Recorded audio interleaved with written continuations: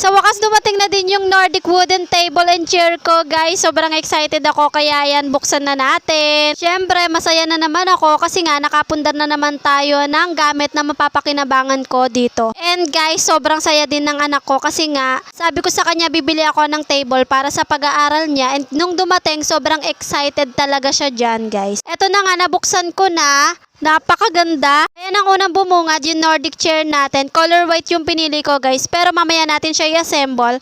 And madali lang naman to i-assemble, guys. Meron siyang 4 na paa. Kaya naman, let's go. Buuin na natin. So guys, iikot-ikutin lang naman natin yan para maikabit na natin agad. Diba? Sobrang dali. So ayan guys, alam nyo ba, sobrang saya ko talaga. Kita nyo naman sa pagmumukha ko, guys.